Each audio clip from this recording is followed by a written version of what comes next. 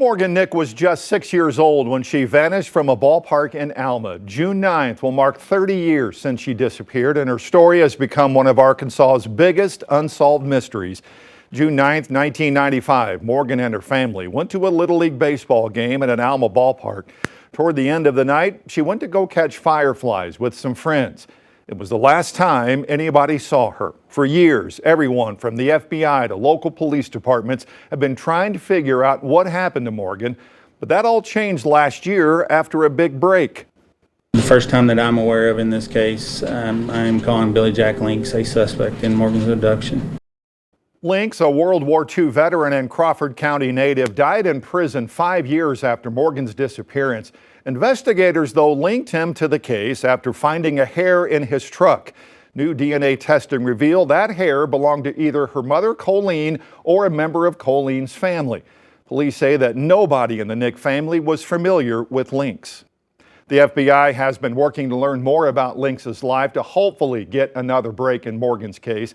But since her disappearance, her mother and the organization she founded have been working to help find hundreds of other missing children.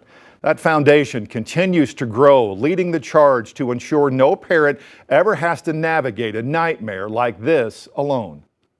After Morgan was kidnapped, I only wanted to find her, but in our search and our quest to find Morgan, we began to come across parents and other agencies, the National Center for Missing and Exploited Children, and just the deficit of resources that existed for parents. And so our goal became to fill that deficit. Colleen Nick started the Morgan Nick Foundation right after her daughter was kidnapped. We really focus our resources on Arkansas. We are an 8-person office, and a lot of our federal grant money is dedicated to the state of Arkansas, so we work mostly in the state of Arkansas. And that effort began 30 years ago. The fact that we've been doing this for 30 years stuns me. You know, we just set out to help, and this kind of just grew almost by itself. And really, you know, Arkansas stood up with us and brought resources to the table. And what we do now is absolutely beyond my imagination of anything that we set out to do in 1995. Morgan's sister Taryn started working at the foundation not long ago. I've had the honor of working with hundreds of families that have gone through a similar experience. And just getting to walk that path with them until their loved one is home, it's powerful.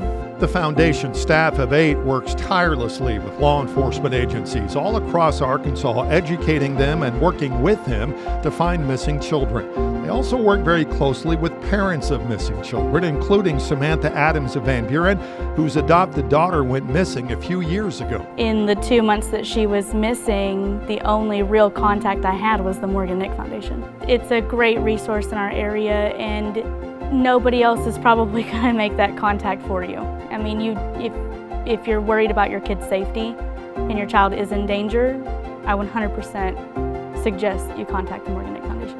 Genevieve Strickland is the foundation's assistant director. I think the work that we do with families, offering them support and oftentimes just being that listening ear for them, I think that weighs so much bigger than people realize.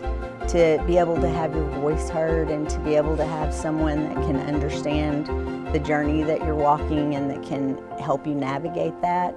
She says the foundation has had to make some changes along the way to keep up with current issues like runaways and trafficking. We have more than 2 million kids that run away every year.